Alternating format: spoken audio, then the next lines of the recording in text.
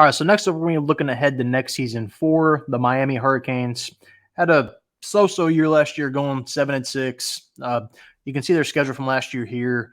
They didn't really lose anybody bad besides Georgia Tech. Now, Georgia Tech wasn't as bad as that loss seemed at the moment, but that North Carolina and Georgia Tech loss are pretty bad in my opinion. But the rest of them, NC State, Florida State, Louisville, those are all good teams that they barely lost to. So usually when you barely lose games to good teams, the next year is kind of when you're going to turn it on.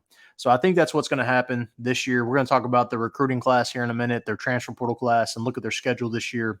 But I think Miami, first impressions, has the talent to play with anybody next year. Now, will they? I don't know. We'll see. Mario Cristobal, he's a really good coach recruiting-wise, and that's half the battle in college is getting the guys on campus. Because if you've got the team that's talented enough to play with anybody, coaching will come later. But he has made some really questionable coaching decisions. For example, lost on that Georgia Tech game.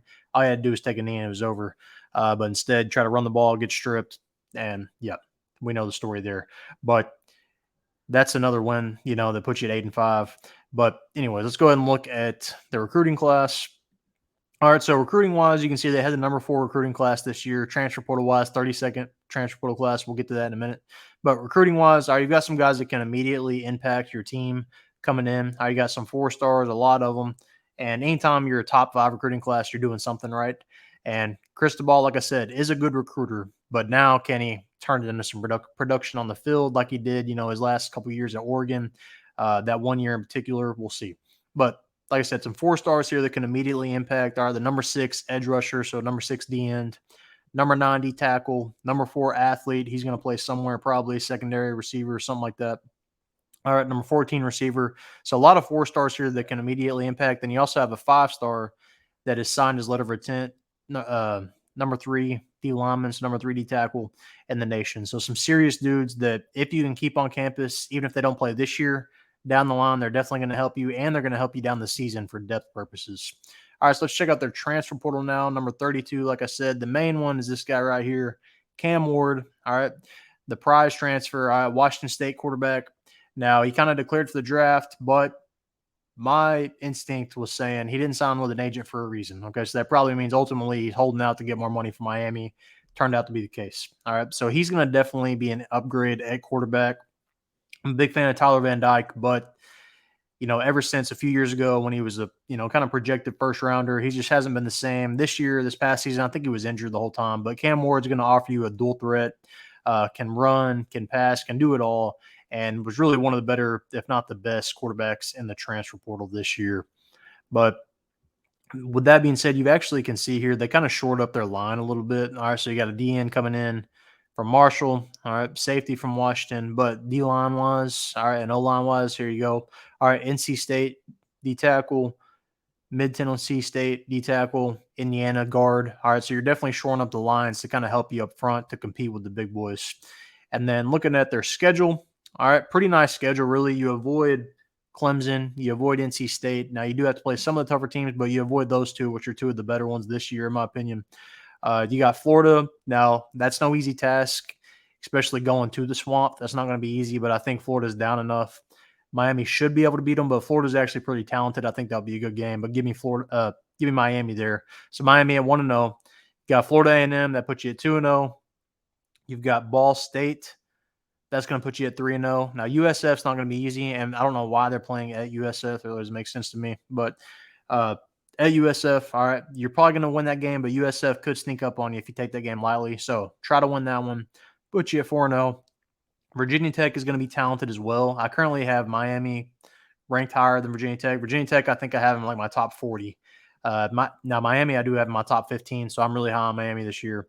But USF, all right, so that puts you at, what did I say, 4-0 or 5-0? I lost count now. Let me scroll back up real quick.